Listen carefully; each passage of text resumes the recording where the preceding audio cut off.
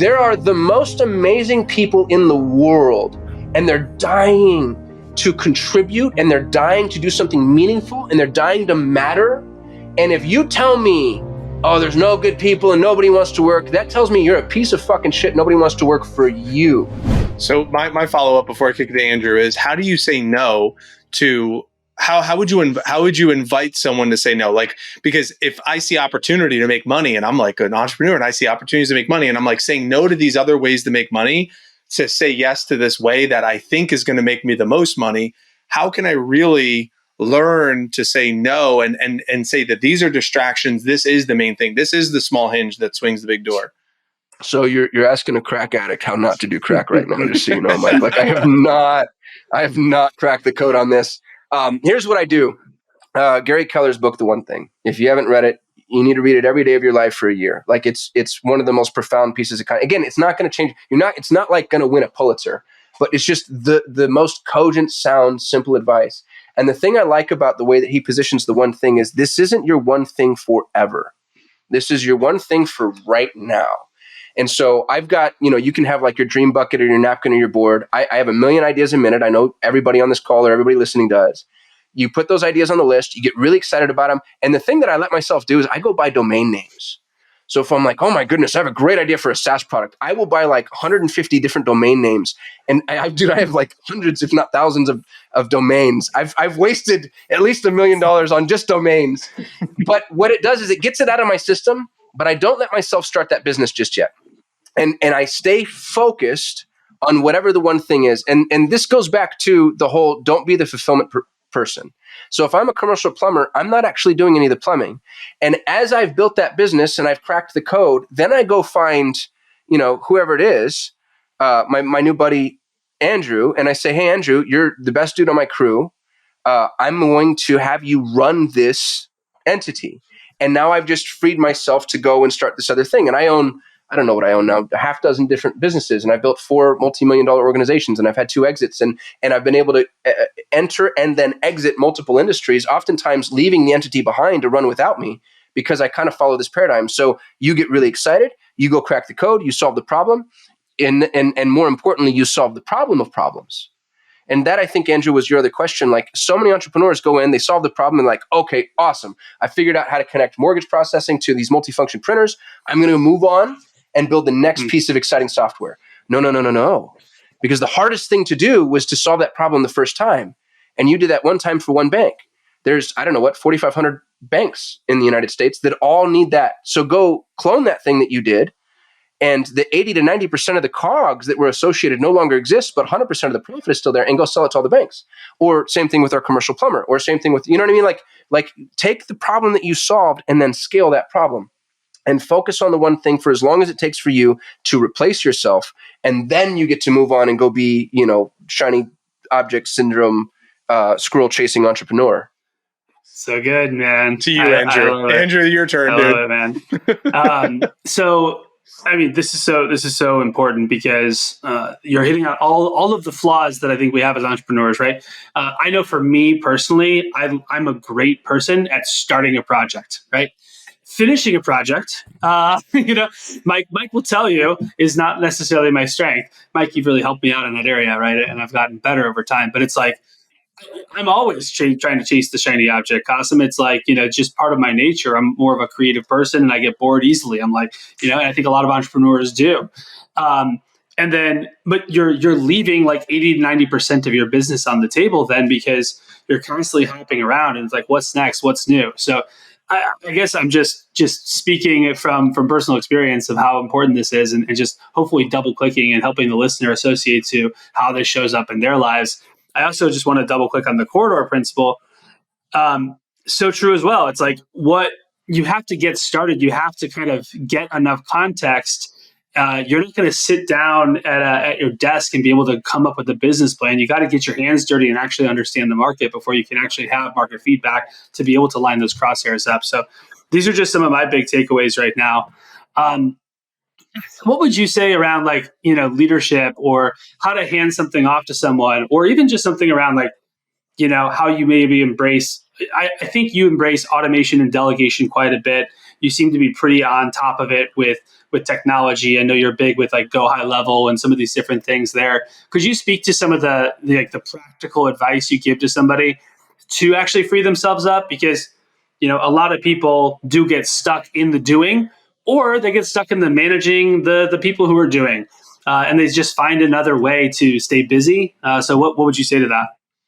Yeah, I learned something from a guy named Steve Napolitano. Really brilliant entrepreneur. He's worth pursuing. He's got a bunch of content online. Steve taught me there are 3 rules of effective task management. And there are 3 questions. So you look at your task list or your calendar, which, by the way, should be the same thing. If you have a task list and you have a calendar and you're going insane, there's a reason for that, and it's worth meditating on that for 1,000,000 years until you crack that code. So you look at your calendar and you decide, for every individual thing, can I eliminate this? And you have to be ruthless. Can I eliminate this? And if the answer is no, then it's, can I automate this? And you'd be shocked at how much stuff you can automate. And a better way to ask that, by the way, is how can I automate this? Because if you say, can I automate this? The answer is no, absolutely not. But if you say, how can I automate this? Then all of a sudden you're like, well, if this one, and here's the other piece, by the way, and mild departure, and then somebody bring me back because I'm going to go off on a shiny object. Oftentimes what you'll find is you're like, gosh, I could automate this entire process if I just didn't have to do this. For example, I own the top ranked Google Ads agency on the planet. We're the best in the world, truly. Here's what's really interesting. I'm the only media buying agency I know of that doesn't do creative, period, full stop. So you come hire Solutions 8 and you're like, Solutions 8, run my Google Ads. I'm like, cool, bro, I got you. And we're going to do the conversion tracking, the tech stack, the implementation, the setup, the account build, the campaign build. I'm going to do everything. Incidentally, please submit your creative here. And then you go, you guys don't do creative. And I say, no, I don't.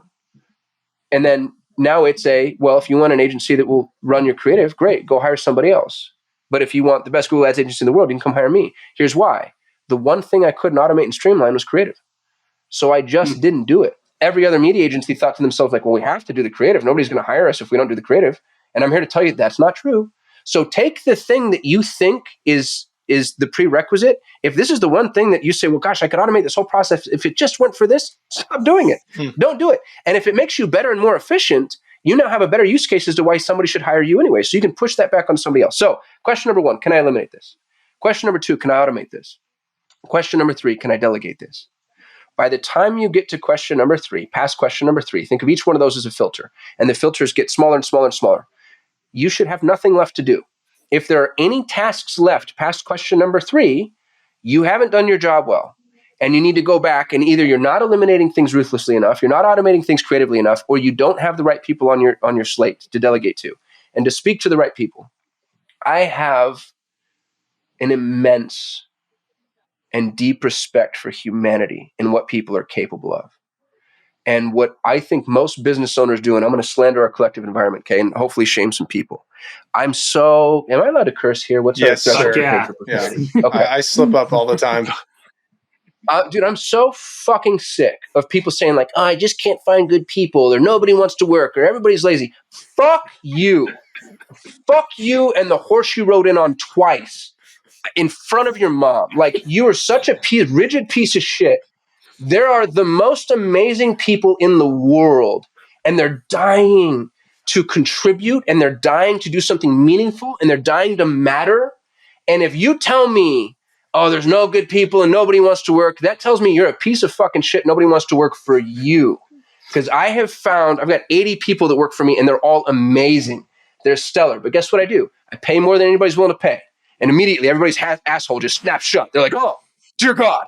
Because you're trying to pay the least and get the most. Again, fuck you. Because here's what's really interesting is if you pay, and Jordan Peterson had this really interesting study that he did. He was a part of a 2-year multivariate study across multiple industries. I think it was the University of Toronto. And what they found was people that do, if you pay 10% more, you get 40% more output. I'm pretty sure that's correct. Those numbers. Pretty sure that's right. Yeah. Yeah. But it was, I have the gist correct. So if you just have to pay, and everybody's trying to pay 10%. So it's actually 10% more isn't a 10% spread, because everybody's trying to pay 10% less. So it's a 20% spread. But if you take 10% more than the high watermark, and let's go back to our Pareto distribution, you're going to get somebody that does not 10% more work. They're going to do 3 times the work or 10 times the work. And so put yourself in a position, pay more than anybody's willing to pay, and then be a fun place to work. I don't make people clock in. I don't make people check their hours. I've never done screenshotting your desktop. Let me see when your mouse moves. I say, hey, I'm going to hire a grown-ass human being who I trust to do their job. And by the way, if you don't do your job, you're fired. And it's very black and white. And I've got, it's again, the rule of 3. It's the first time you fuck up, it's my fault. Hey, Mike, I realized that, you didn't do the thing. I probably didn't manage expectations. This is a really important thing to do. And I just need to make sure you and I are on the same page. Do you understand what I just said? Awesome. Cool. Glad we're on the same page. Second time. Hey, Mike, you didn't do the thing. We just talked about it. I have the little email back and forth following up, making sure that you understood the thing. If you don't do the thing again, you're fired. Third time. Hey, Mike, do you know why you're here? And that's as easy. So you hire slow, you fire quick, and you bring people into the fold that are good people, and you treat them well, and you pay them well, and you incentivize them well. And if you do that, you should be the dumbest, least hardworking human that works for you, which is who I am, by the way. I am the dumbest, laziest human in all of my organizations. And I have the most phenomenal people that take the ball and they run with it, and they run farther and faster than I could ever run. And they come up with better ideas than I could ever come up with. And they've made me more money than I could ever make myself.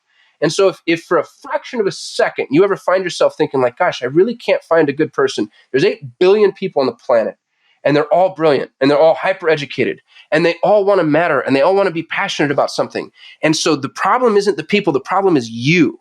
Go fix you. Sorry if that got a little preachy.